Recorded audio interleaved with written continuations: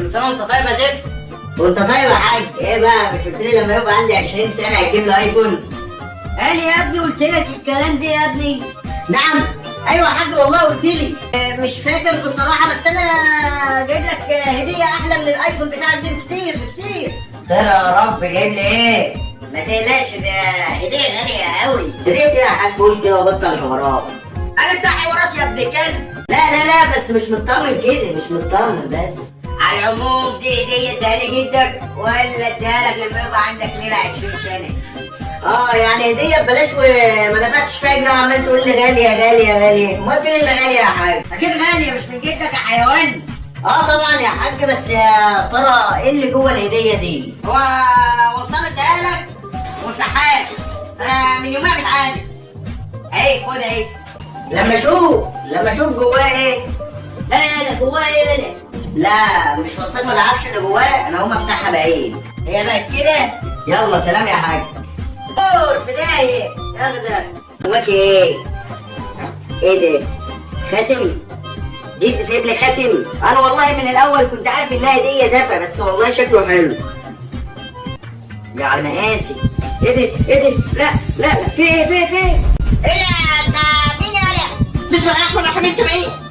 انا خادم اللي في ايدك. وصل لك ازاي الخاتم ده؟ ده هديه من جدي. ايه ده؟ هو انت جدك مين؟ الطيب؟ ايه ده انت تعرف جدي؟ اكيد طبعا اعرفه. كانت ايام سودة. طول اليوم كان يطلب مني خصم جرجير اتني فاتح حل ودار. مانيش خادم سحري. ايه ده؟ انت خادم من اللي بيحققوا الاحلام وكده؟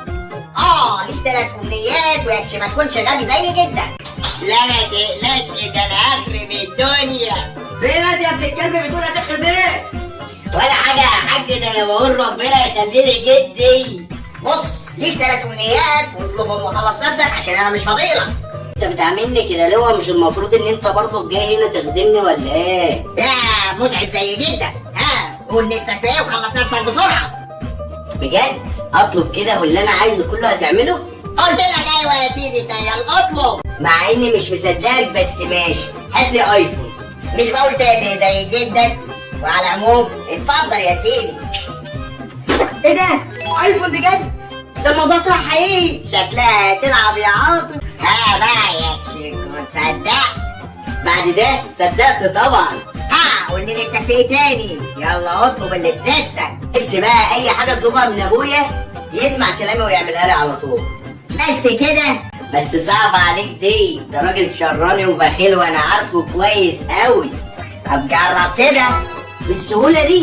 طب جرب. وانا جاي العب معاك ولا ايه؟ ماشي هجرب.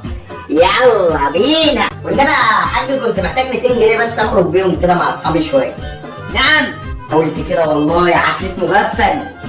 قول 400، قول 500، قول 1000 اللي انت عايزه. بتتكلم جد يا حاج؟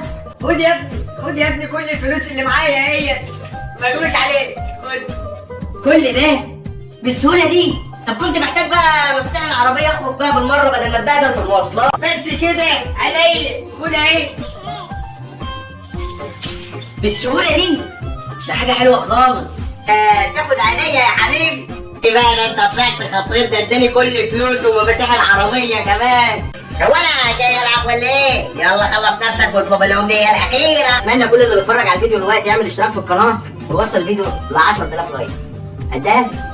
طبعا مش هوصيكم. يلا بينا.